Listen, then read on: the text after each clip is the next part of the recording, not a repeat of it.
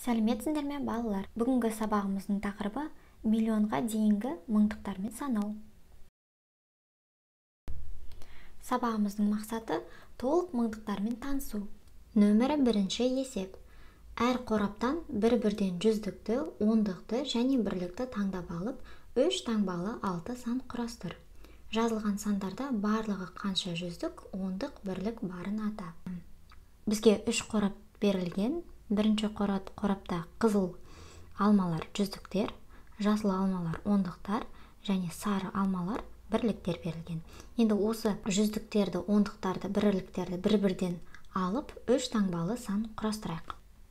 Қызыл алмадан 4, жасылдан 2 және сарыдан 5 деген сандарды алайық. Мына жерден 4 алдық, 2-ні алдық және 5-ті алдық. Осы 3 алмадан қандай сан шықты? 425. Енді қанша жүздік және ондық бірлік барын атайық. Бұл жерде 4 жүздік, қызыл алма бізде жүздіктер, 2 ондық және 5 бірлік бар. Дұрыс па? Дұрыс. Енді дәл осылай, балалар, сендер тағы 5 сан құрастырып көріңдер. Нөмірі екінші есеп. Кестеде жазылған сандарды оқы. Ондағы әр санның разрядтық қосылғыштарын ата. Бізге кесте берілген бірліктер, ондықтар және жүздіктер деп жазылып тұр.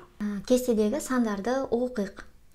500 ондық жоқ, сондықтан бірден бірлікті атаймыз. Сонда 506. Яғни енді осыны разрядтық қосылғыштарға. Неше жүздік бар бізде? 5 жүздік. Ондық бар ма, балалар? Ондық жоқ. Сондықтан бірден бірлікті жазамыз. 6 бірлік. Яғни 500 қосу 6 деген жазу. Келесін оқиық. Жүздік бізде жоқ. Сондықтан ондықтан бастап оқимыз. 41. 41. Яғни 4 ондық және 1 бірлік. 40 қосу 1 деген. Бұл разрядтық қосылғыштар. Санды оқиық. Жүздік бар. Бізден 720 бірлік жоқ. Сондықтан 720 деген сан шықты бізде. Сонда 7 жүздік, ондық 2 ондық, бірлік жоқ. Сонда 700 қосу 20. Келесін оқиық енді. 990, бұл ондық, бірлік 9. Сонда 999 деген бізде сан. Бізде 9 жүздік, 9 ондық және 9 бірлік. Бұл дегенін 900 қосу 90 қосу 9. Нөмірі үшінші есеп. Мәтінді оқы. Онда қандай сандар бар? Қандай сандармен танысың, ал қайсы саған таныс емес? Қазақстанның өсімдіктер әлемінде ағаштың 68 түрі, бұталы өсімдіктердің 266 түрі, көп жылдық өсімдіктің 2000-нан астам түрі және 1 жылдық өсімдіктің 849 түрі бар деп есептеледі. Балалар, бізге 68, 266, 2849 деген сандары бар, бұл мәтінде. 68 бұл бізде 2 таңбалы сан, 2 таңбалы сан бұл ондықтан және бірліктен тұрады, 6 ондығы 8 бірлігі бар. Келесі 200 66 саны, бұл бізде 3 таңбалы сан. Бұл жерде бізде жүздік бар, ондық бар, және бірлік бар, е? 2 жүздігі бар, 6 ондығы бар, және 6 бірлігі бар. Келесі 849. Ол да 3 таңбалы сан, және оның 3 разряды бар, е? 8 жүздік, 4 ондық, және 9 бірлік. Осы сандарды біз танимыз, білеміз, оқи аламыз, қоса аламыз, азайта аламыз, е? Бұл сандармен таныспыз. Енді бізде 2000 деген сан бар. Бұл бізде 4 таңбалы сан екен. Неше разрядтан тұрады? 4 разрядтан, е? Бұл бізде бірлік, бұл ондық, бұл жүздік, ал бұл балалар мыңдық деп аталады. Мыңдықтардың ішінде де бірлік бар, ондық бар, және жүздік бар. 2 бізде не? Бірлік, яғни 2 мың деп тұрмыз. Егерде біз алдына басқа мысалы 3-ті қоятын болсақ, енді бұл бізде ондық болады, яғни 32 деп айтамыз. Егерде мында тағы бір санды қосатын болсақ, бұл енді жүздік болады, е? Сонда 132 және мына сөзді қосамыз, яғни 132 мың деп айтамыз. Балалар, естерімізде сақтайық, өте көп заттарды мыңдықтармен санайды. Мыңдық жаңа санау бірлігі. Мыңдықтармен де бірліктер сияқты санайды. Яғни 10 бірлік мың, 1 ондық мың, бұл 10 мың. Яғни бірлік, немесе біз 1 ондық және қандай сөз қосамыз? Мың деген сөзді қосамыз, е? Келесі 10 ондық мың, немесе 1 жүздік мың. Бұл 100 мың. 10 жүздік мың, 1 мыңдық мың, 1 миллион. Бұл бізде 1 миллион деген сан. Яғни мыңдықтар, 10 мыңдықтар және 100 мыңдықтар екінші класты, немесе мыңдықтар класын құрайды. Біз бірліктер класын білеміз, е? Бірліктер класына не кіреді, балалар? Жаңағы бірліктер, ондықтар және жүздіктер, е? Оны біз білеміз. Бұл біздің бірліктер класы. Кез келген санды алсақ, мысалы 132 санын алатын болсақ, бұл бізде бірліктер класының сандары. Яғни 2 бірлік, 3 ондық, 1 жүздік. Бірліктер, е, класы. Бізде енді не пайда болды, балалар? Бірінші класс болатын, енді бізде екінші класс пайда болды. Бұл мыңдықтар класы деп аталады. Мыңдықтар. Мыңдықтар класында да бірліктер, ондықтар және жүздіктер бар. Мысалы, егерде біз мына жерде сандарды қоятын болсақ, бұл сан қалай оқылады? 2 жүздік бар, 234 мыңдықтар болғандықтан біз не деп атаймыз? Мың дейміз, 234 мың және бірліктер класынан 132 деп оқылады, Нөмірі 4-ші мысал, сандарды оқып, олардың моделін тап. Бірінші 124 мың деген санды қарастырайық. Енді осының моделін табайық. Оны табу үшін, балалар, біз не істейміз? Бірінші кластарға бөліп алайық, былай. Бұл бірінші класс болсын, бірліктер, және бұл екінші мыңдықтар класс. Екінші. Енді не бөліп алдық? Бұл жерде бізде бірлік, ондық және жүздік нөлге тең, яғни бірліктер классы жоқ, Екінші 124, 3 яғни 3 разрядтан тұрады, бірлік, ондық және жүздік. Енді осының моделін табу керек. Бірінші суретті қарайық. Бұл жерде 2 класс, міне. Бірінші, бұл екінші класс. Бірінші класты қарайық. Бірліктер классында ешқандай тастар жоқ, яғни бұл жерде барлығы 0. Енді екінші мыңдықтар классын қарайық. Жүздіктен бастап оқимыз. 1, яғни 124 мың.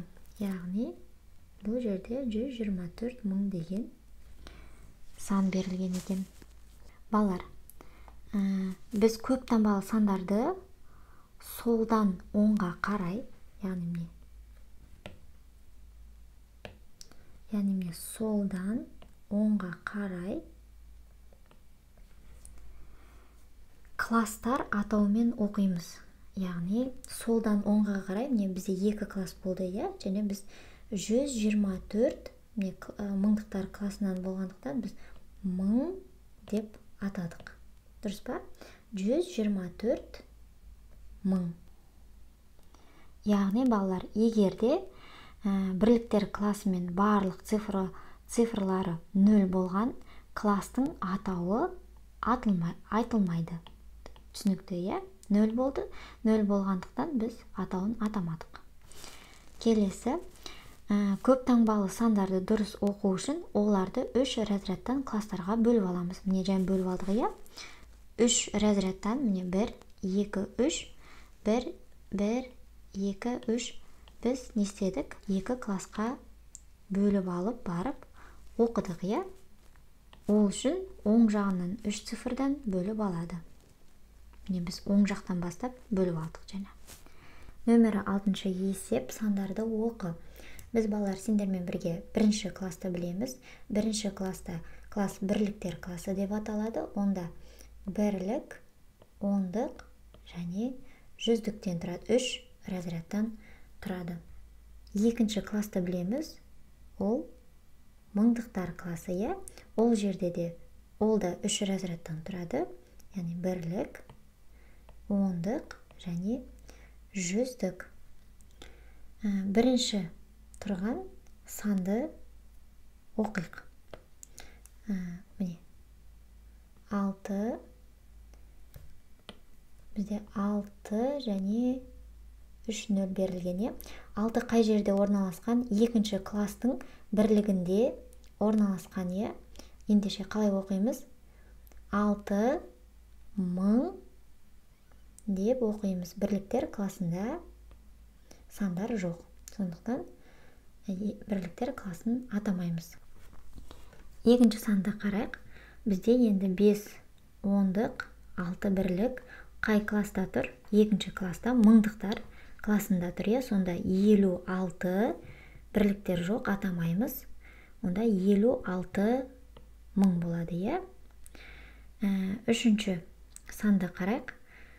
456 мың деп айтамыз, мыңдықтар классы бар. Яғни, балалар, қай класста тұрсан, соның атауымен атаймыз. Яғни, 456 мың бірліктерден ештеңке болмағандықтан біз бірліктер классын атамаймыз. Сонда 456 мың. Енді балалар, қараңдар, бізде үшінші класс пайда болды. Ол миллиондар классы деп аталады. Миллиондар классы да 3 разрядтан тұрады, бірлік, ондық, жүздік. Бізде бірлікте 1 тұр. Сонда қалай айтамыз? 1 миллион. Мыңдықтар бар ма? Жоқ, айтпаймыз. Бірліктер бар ма? Жоқ, айтпаймыз. Сонда тек қана 1 миллион деп атаймыз.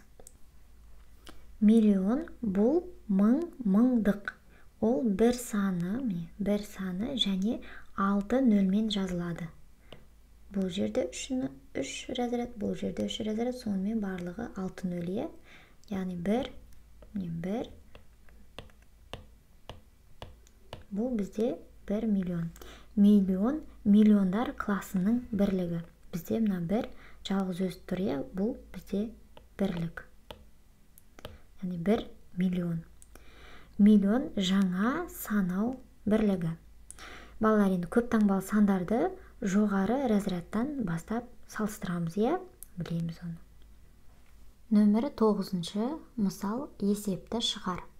Қазақстанның қызыл кітабында өсімдіктің 370 түрі тіркелген, ал саңырауқұлақтың бұдан 360 түрі кем. Сонда қызыл кітапқа барлығы қанша өсімдік пен саңырауқұлақтардың түрлері тіркелген? Қызыл кітапқа тағы не енгенін анықта. Есеп бізде Қазақстанның қызыл кітабы туралы, бізге не белгілі? Бізге өсімдіктің 370 түрі тіркелгені, ал саңырауқұлақ белгісіз, бірақ өсімдіктен 360 түрі кем екені белгілі. Бізге бұл есепте бізге нені табу керек, балалар? Қызыл кітапқа барлығы қанша өсімдік пен саңырауқұлақтың түрлері тіркелгенін табу керек.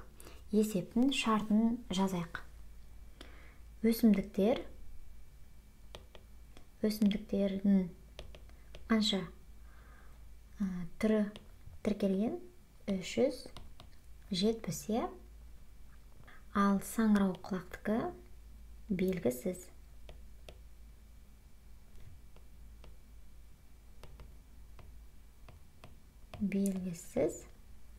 Бірақ қанша түрі кем?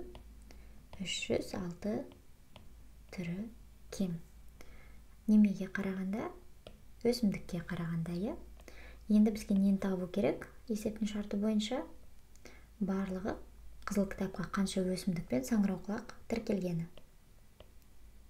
Балалар, бұл есептің сұрағына бірден жауап бере алмаймыз, өйткені бізге саңырауқұлақ белгісіз. Есеп неше амалдан тұрады? 2 амалмен орындалатын есеп.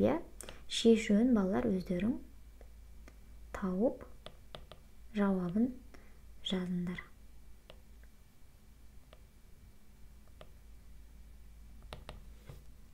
Бүгінгі сабақ пайдалы болды деген ойдамын. Келесі кездескенше қош, сау болыңдар.